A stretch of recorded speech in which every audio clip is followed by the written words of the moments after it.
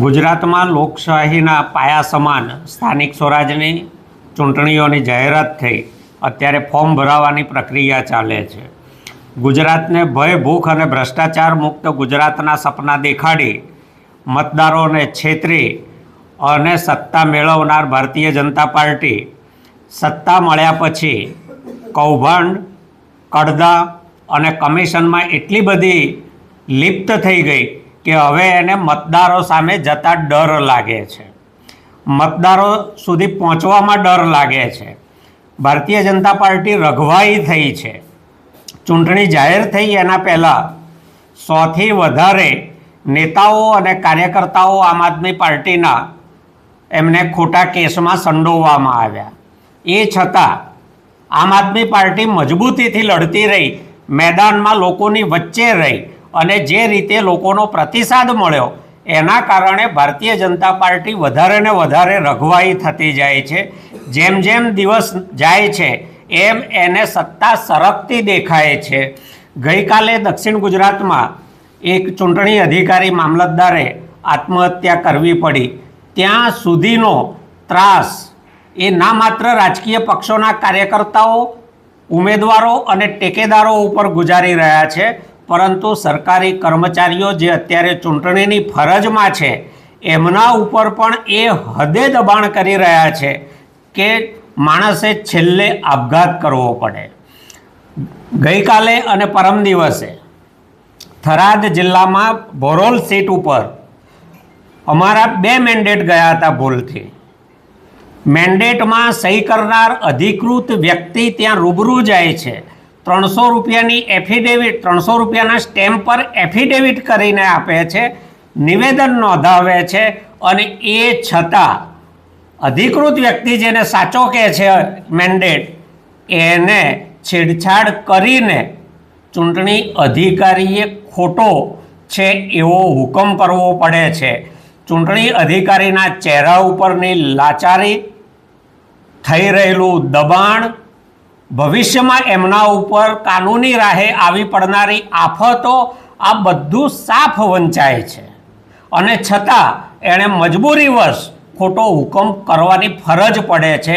એ હદે ભારતીય જનતા પાર્ટી અત્યારે ચૂંટણીની પ્રક્રિયાને અવરોધી રહી છે। લોકશાહીનો પાયો છે સ્થાનિક સ્વરાજની સંસ્થાઓ। ભાજપે 32 વર્ષ કરતાં વધારે ગુજરાતમાં સત્તા ભોગવી છે અને 32 વર્ષના શાસન પછી કામને નામે, પોતે કરેલી મતદારોની સેવાને નામે મત માગવાને બદલે અત્યારે ઉમેદવારોને ડરાવવા પડે છે, ધમકાવવા પડે છે, લલચાવવા પડે છે અને આવા એમની સામે ઉમેદવારી કરનાર તમામ ઉમેદવારો, એમાં ખાસ આમ આદમી પાર્ટીના ઉમેદવારો જેમને લોકોનું વધારે ને વધારે સમર્થન મળી રહ્યું છે એમના ઉપર દબાણ વધારી રહ્યા છે। ભારતીય જનતા પાર્ટીને હું આપના માધ્યમથી સ્પષ્ટ કહેવા માગું છું કે તમને જે દેખાય છે એ જ અમને પણ દેખાય છે। તમને સ્થાનિક સ્વરાજમાં સરી જતી સત્તા પછી જીવનનો શેષ ભાગ જેલમાં દેખાય છે। અમને પણ ખબર છે કે તમે સત્તા માટે શા માટે આટલા હવાતિયા મારો છો। તમે જાણો છો કે તમે જે કૌભાંડો કર્યા છે, તમે જે ગુજરાતના લોકોના કડદા કર્યા છે, તમે જે કોન્ટ્રાક્ટોમાં કમિશન ખાધા છે, એ બધાનું અંતિમ પરિણામ જેલ છે। એટલે એન કેન પ્રકારે તમે સત્તા ટકાવી રાખવા માગો છો। આજે તમે ઉમેદવારો ઉપર દબાણ કરો છો, ભવિષ્યમાં તમે મતદારો ઉપર પણ દબાણ કરી શકો। મતદારોએ પણ જાગવાનો સમય છે કે આજે જે લોકો સત્તાના બળે ઉમેદવારોને ડરાવવા, ધમકાવવા, લલચાવવાની કોશિશ કરે છે, ટેકેદારોને ટેકો પાછો ખેંચવા માટે ફરજ પાડે છે, પોલીસને આગળ કરે છે, એલસીબીના જવાનો ઉમેદવારોને ફોન કરીને લાલચ આપે છે, ધમકાવે છે, ફોર્મ પાછું ખેંચવાનું દબાણ કરે છે। અમારા પ્રાંતિજના એક ઉમેદવારને એના ખેતરમાં 600 પેટી દારૂ ઉતર્યો છે એટલે તમે પોલીસ સ્ટેશન આવી જાઓ। અરે ભાઈ, 600 પેટી દારૂ ઉતર્યો છે તો જઈને જપ્ત કરો ને, ઉમેદવારને શા માટે પોલીસ સ્ટેશન બોલાવો છો તમે?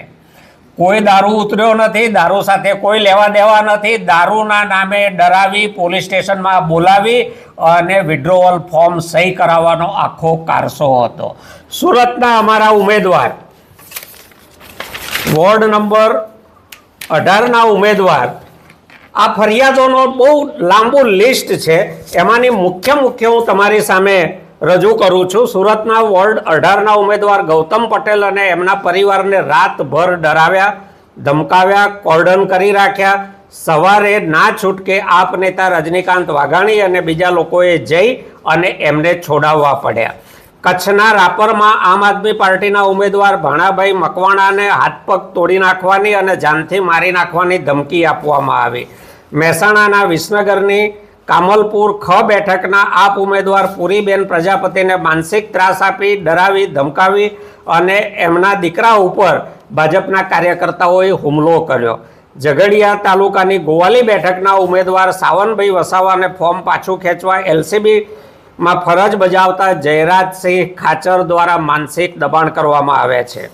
અમદાવાદની ઇન્ડિયા કોલોની વોર્ડ નંબર 22ના ઉમેદવાર ભાવેશ કાકડિયાને પૈસા ઓફર કરાયા. પોરબંદરના તમામ ઉમેદવારોને હેરાન કરવામાં આવ્યા, પૈસા ઓફર કરવામાં આવ્યા, ધંધા બંધ કરાવી દઈશું એવો ડર બતાવવામાં આવ્યો અને સાથે વોર્ડ નંબર 3ના ઉમેદવારને 2 વર્ષ જૂના ખોટા કેસમાં પોલીસ પકડીને લઈ ગઈ છે. અત્યારે ક્યાંય પણ ફરિયાદ કરીએ, કોઈ ફરિયાદનું પરિણામ મળતું નથી. મહેસાણા જિલ્લામાં ગાંભુ તાલુકા સીટના ઉમેદવાર પ્રાચીબેન આશિષકુમાર પટેલ પાસે ભાજપવાળાઓએ સામાજિક દબાણ ઊભું કરી અને ફોર્મ પાછું ખેંચાવ્યું. એવી જ રીતે સંખલપુર તાલુકા સીટના ઉમેદવાર 11/4થી કોઈના સંપર્કમાં નથી. એમને ભાજપવાળા ક્યાં લઈ ગયા, શું છે, અમે લોકો પણ જાણતા નથી. ઉમેદવાર અમારા છે. રાંદેર જિલ્લા પંચાયત અને નક્કી કરેલા ઉમેદવારો સિવાય અન્ય ઉમેદવાર પોતે ઊભા કરે છે, ક્યાંકથી મેન્ડેટ કોઈક રીતે મેળવે છે અને પછી અમારા ઉમેદવારની ઉમેદવારી રદ કરાવે છે. જે થરાદમાં અમે જઈને રૂબરૂ એફિડેવિટ સહિતની રજૂઆત કરવા છતાં કોઈ પરિણામ ન મળ્યું.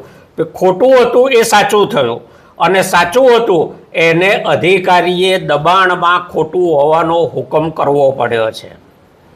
આપના માધ્યમથી હું ગુજરાતના મતદારોને કહેવા માગું છું કે ભારતીય જનતા પાર્ટીનું જે અસલ સ્વરૂપ હતું એનો જન્મ ગુલામી, સરમુખત્યારશાહી માટે થયેલો છે.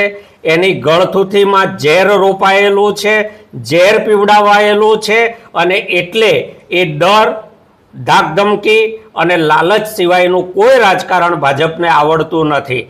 આપણે કેન્દ્રમાં પણ પહેલીવાર સત્તા માટે એમણે જે વાયદા કર્યા હતા એ આપણે બધા જાણીએ છીએ, એમાંના કોઈ પૂરા થયા નથી. ગુજરાતમાં પણ જે વાયદા કર્યા હતા એમાંના કોઈ પૂરા થયા નથી અને લોકોને છેકથી લાઈનોમાં ઊભા રાખીને નોટબંધીથી શરૂ થયેલી લાઈનો અત્યારે ગેસના બાટલાએ આવીને અટકી છે. એટલે ભાજપ જાણે છે કે સ્થાનિક સ્વરાજની ચૂંટણીમાં મત એમને મળવાનો કોઈ શક્યતા નથી. ગ્રામીણ વિસ્તારોમાં ઘૂસવું એમના માટે અઘરું છે. કાર્યકર્તાઓને ખેસ પહેરીને ગામમાં ઘૂસવામાં સલામતી નથી દેખાતી. એટલો બધો આક્રોશ મતદારોમાં છે. ત્યારે એક જ જે ઉપાય બચે છે કે હરીફ ઉમેદવારોને બધાને મેદાનમાંથી હટાવી દેવા અને બિનહરીફ થઈ જવું. આ બિનહરીફ થવા માટેના હવાતિયા છે. કડદો, કમિશન અને કૌભાંડ ટકાવી રાખવા માટેના હવાતિયા છે. સત્તા સરી જાય એટલે જેલમાં જવાનો જે ડર સતાવે છે એ ડરથી બચવાના હવાતિયા છે. આપના માધ્યમથી હું ગુજરાતના મતદારોને આશ્વસ્ત કરવા માગું છું કે ભાજપની તમામ પ્રકારની જોહુકમી સામે, એના દબાણ, લાલચ સામે આમ આદમી પાર્ટીના ઉમેદવારો મજબૂતીથી લડશે, બરાબર ટક્કર આપશે.